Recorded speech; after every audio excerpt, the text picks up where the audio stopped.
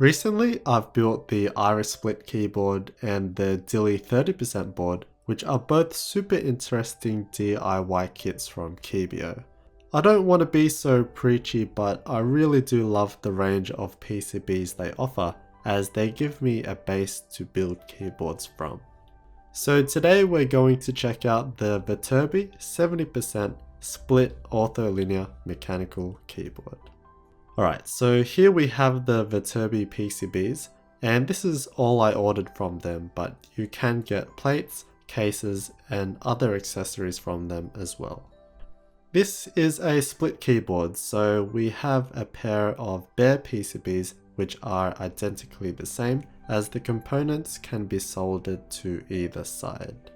You will require a soldering station to complete the PCBs, which you can learn to do very easily with a couple of video tutorials, which I'll link in the description.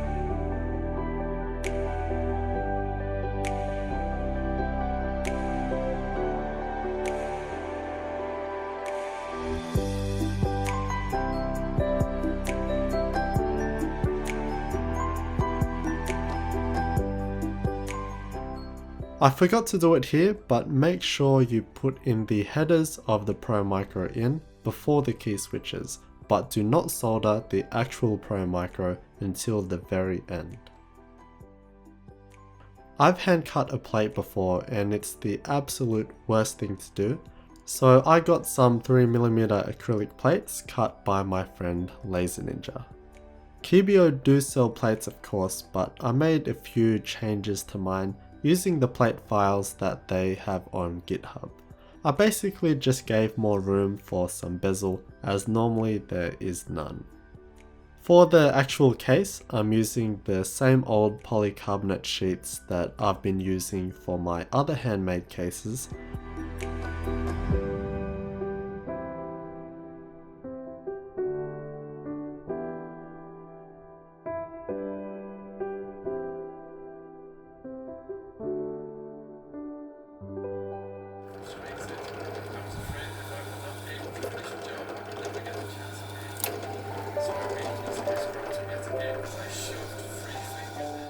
Honestly, having the scroll saw has really made making cases easy without having to spend too much at all.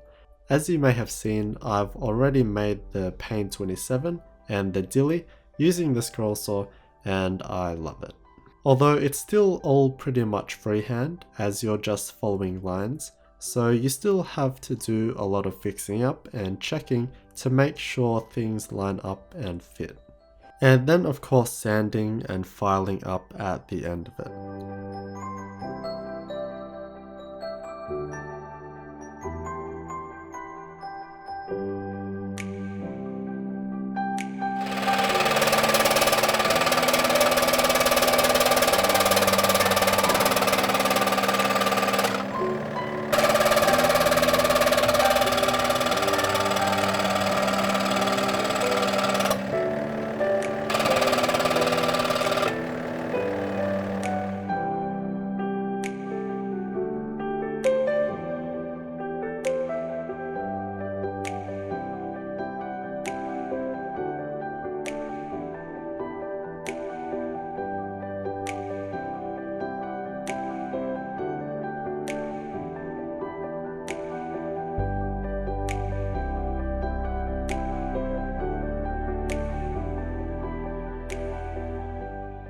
Having a disc and belt sander certainly does help a heap with making everything much faster.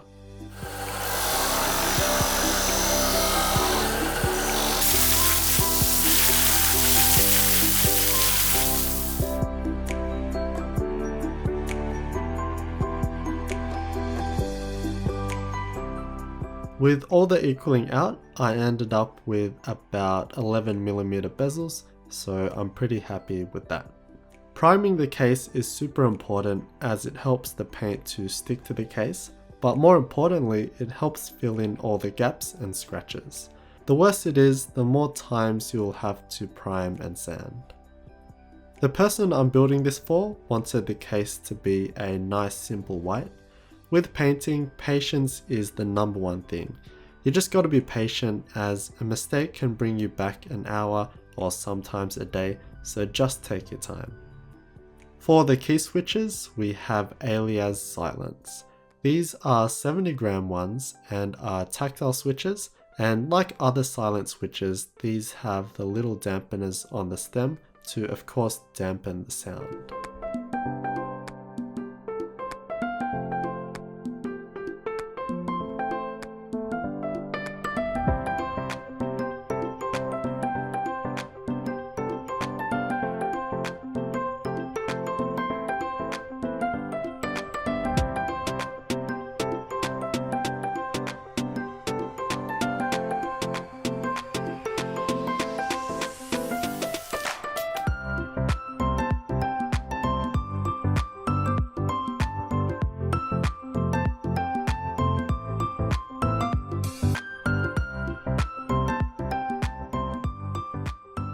The last bit is to solder in the Pro Micros, which powers the Viterbi. But before that, we have to flash them to ensure they work, because desoldering Pro Micros is one of the most difficult things possible. To learn how to flash the Pro Micros, I'll leave a link in the description. Being a split keyboard, we have our master side and our slave side.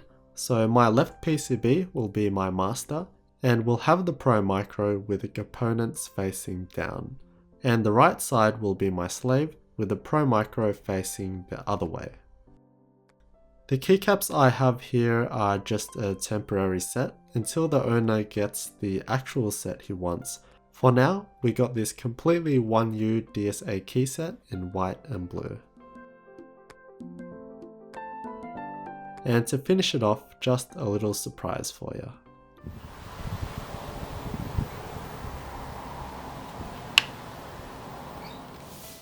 So I wasn't sure on how I would join the two pieces together, but I wanted something different.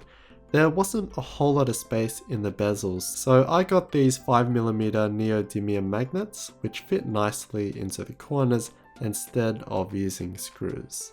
And they work pretty well. Ideally, I would have a few more magnets around the side, but the bezels aren't really thick enough, so yeah. The hold is pretty good though, like they won't separate out of nowhere, but I definitely would have liked a bit more strength. And having those completely hidden, it allows us to have this super clean aesthetic. I'm really happy with how it actually looks. I went for a high profile design, so there needed to be bezels to cover the key switches, and I do like myself some healthy bezels to give it some substance and a good physical presence. Alright, so to the actual keyboard. This is a 70% split ortholinear keyboard, so we have exactly 70 keys in a grid layout. So it's pretty sizable, being bigger than other popular split orthos like the Let's Split and Nyquist. And I really do like the size. It gives us room for everything that we need, like dedicated arrow keys, all our mods and nav cluster keys.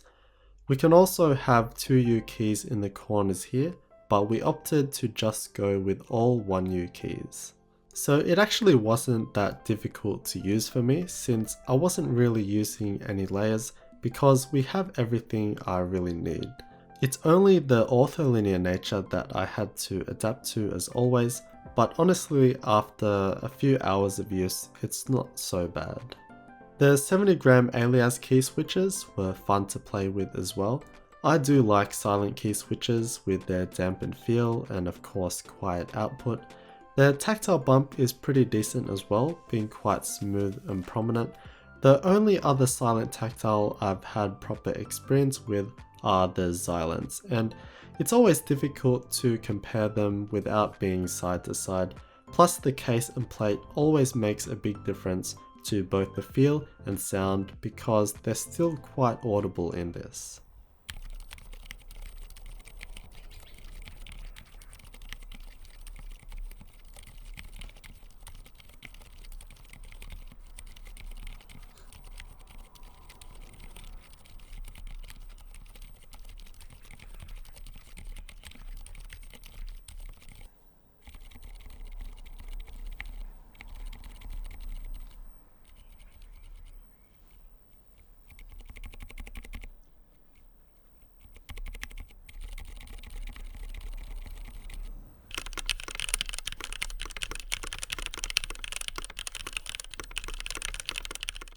Overall, I'm really pleased with the final result. It's definitely not perfect as most of the cuts are just freehand and the white finish isn't completely even, but yeah, still happy. I do enjoy using split keyboards, but the ortholinear nature just isn't for me personally, but I know the owner will be absolutely fine with it. Again, big thumbs up to Keebio for having these fun, unique PCBs to play around with and just giving us more layout options. It gives me the chance to experiment like with the magnets and just make what I want to make.